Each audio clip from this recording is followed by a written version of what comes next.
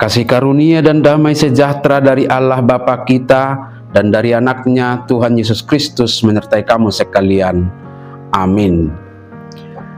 Shalom saudara-saudari sahabatku yang terkasih di dalam nama Tuhan Yesus. Firman Tuhan yang menyapa kita hari ini, hari Jumat tanggal 5 Juni 2026, tertulis di dalam Injil Markus pasal 8 ayat 34.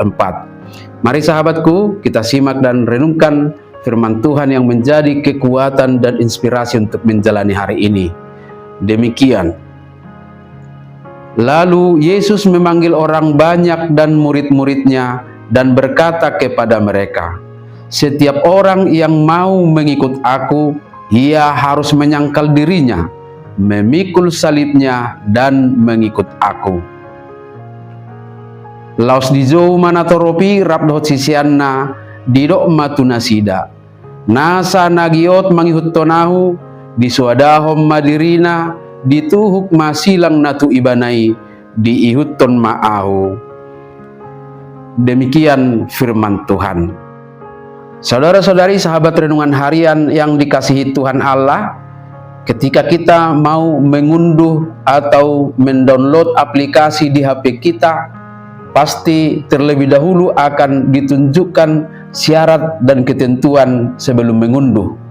Kebanyakan dari kita akan langsung menggulir layar HP kita ke bawah dan menekan tombol setuju tanpa benar-benar membaca petunjuk, dengan harapan kita segera dapat menikmati aplikasinya yang menarik.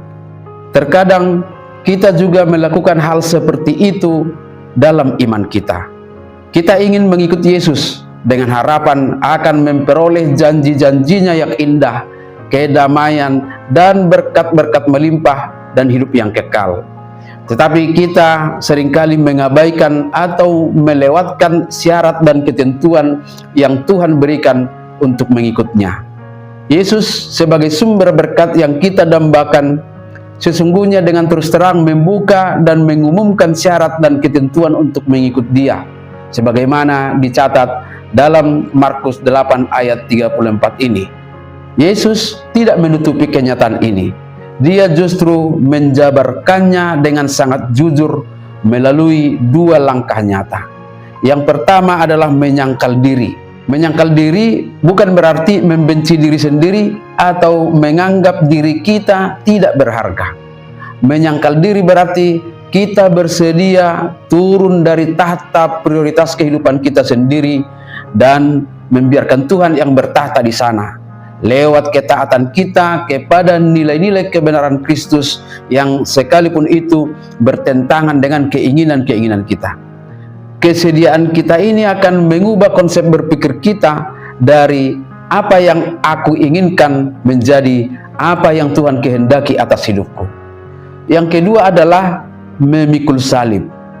Salib adalah alat eksekusi hukuman Romawi yang sadis dan brutal. Orang yang memikul salib adalah orang yang sedang berjalan menuju kematiannya dan tidak akan pernah kembali. Memikul salib adalah kesediaan untuk menanggung kesulitan dan penderitaan yang datang karena kita memilih taat kepada Kristus.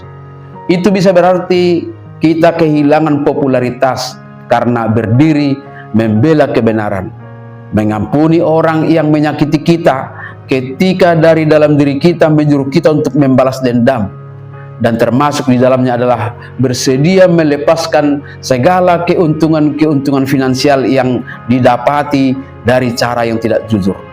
Sungguh ini adalah sebuah konsekuensi yang benar-benar membutuhkan pengorbanan. Mengikut Yesus memang membutuhkan harga yang mahal. Ia menuntut seluruh hidup kita.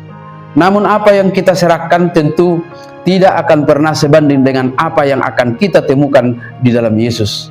Kehidupan yang sejati, damai yang tidak bisa dirampas oleh dunia ini, sampai kepada kehidupan yang kekal, akan menjadi bagian yang akan dianugerahkannya kepada kita yang setia kepadanya. Amin. Selamat beraktivitas, Tuhan memberkati.